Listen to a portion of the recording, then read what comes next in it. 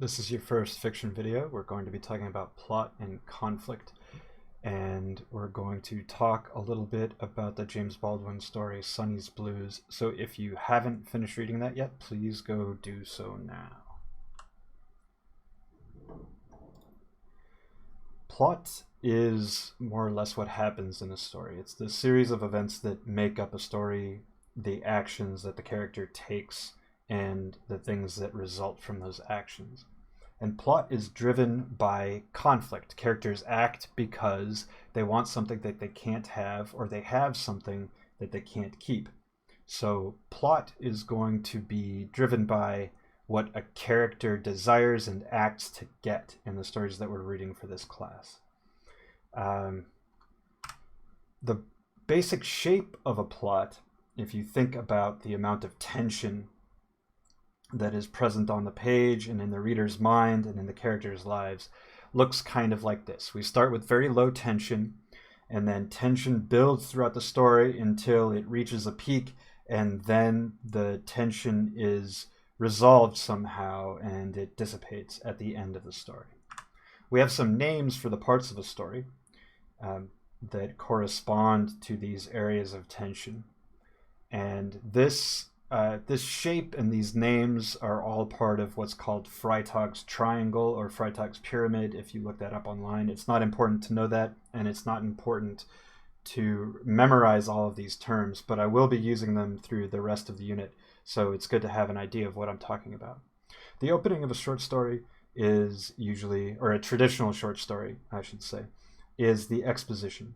This is where you give the reader some of the basic information about the story, what the character's name is, if they're going to be named, what they do for a living, what is important to them, and what's going on in their lives overall.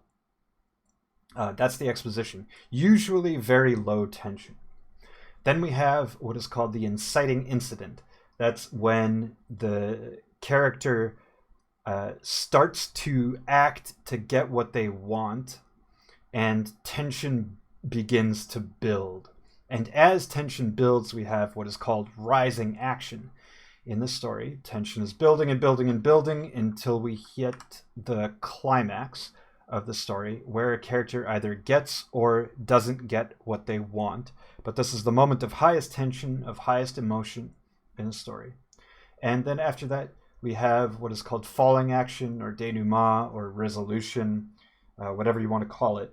This is when tension dissipates after that climax, where the reader gets to learn what the character or characters' lives are going to be like after that part of the story. We might not get all of the answers that we're looking for. We probably won't get a happily ever after, for instance, but things are resolved and we get an idea of what their lives will be like moving forward.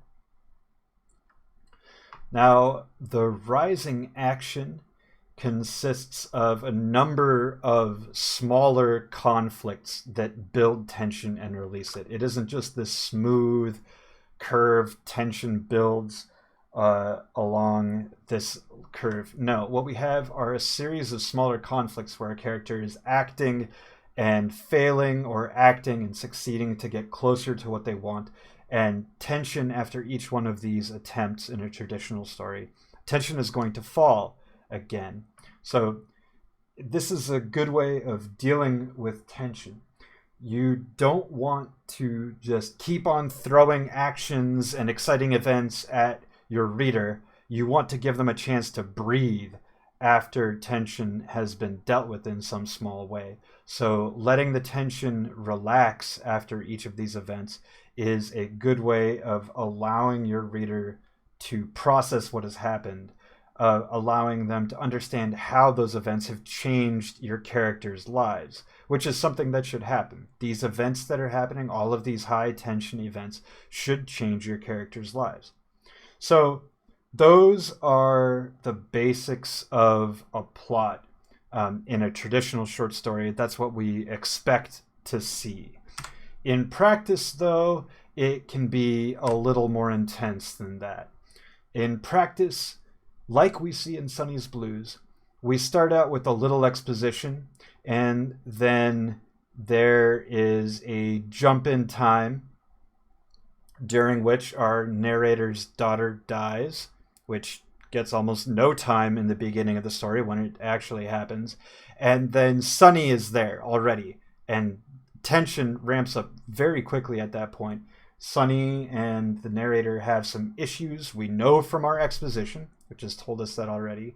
And then suddenly they're together in a taxi, and Sonny is going to come and live at the narrator's place. Then we get some more backstory, some more exposition, some more clear ideas of what the problem is between the two, what life was like between the two of them, why they have issues with each other, which could happen in exposition. Instead, it happens in the rising action. And if you go back and look at that, even the things that happen in their past are told in this series of peaks and valleys when it comes to tension. The interactions that the two of them have are conflicts, they're arguments, and also the conversation that our narrator has with his mother about Sonny, where he learns about his father and his uncle, which he never knew about before. Those are small conflicts that build tension in the story. So in practice, plot is not necessarily going to look like a perfect arc like this, and our climax and resolution aren't necessarily going to be exactly what we expect them to be. In Sonny's Blues, for instance, our character, pause the video for a moment and try to think about what our narrator wants. What is it that he wants? So if you look at the promise that our narrator made to his mother, he said that he promised to keep Sonny safe. He wants Sonny to be able to make a living and to be happy. He doesn't want his brother to suffer. He doesn't want him to have a hard life. Those are all things that he wants. Now, at the climax and during the falling action for this story, our character does not get what he wants. In fact, we're told, more or less, that it is impossible for our narrator to get what he wants. So, if you think about climax and resolution, the conflict of the story, the thing that makes the tension build is what the character wants. But climax and resolution are more often in literary fiction, in the fiction that we're going to be reading in this unit, they're more often about what the character needs. And this is where that character growth that I talked about before comes into play. Through trying and failing, or trying and nearly getting what they want, a character should grow. They should change as a person. There are stories where a character's wants and needs are the same thing, or where a character's needs are never really addressed. Children's books, fairy tales do this.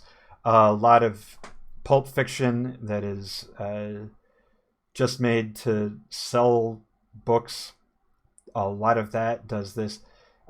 Some flavors of genre fiction, although to be honest, there are plenty of children's books, plenty of pulp fiction, plenty of pieces of genre fiction that do have character growth and do deal with what a character needs and has to get in their life, what they're missing, their character flaw. Fixing that character flaw is more a focus of the climax and resolution of those stories than what a character says that they want. So I want you to think about those things.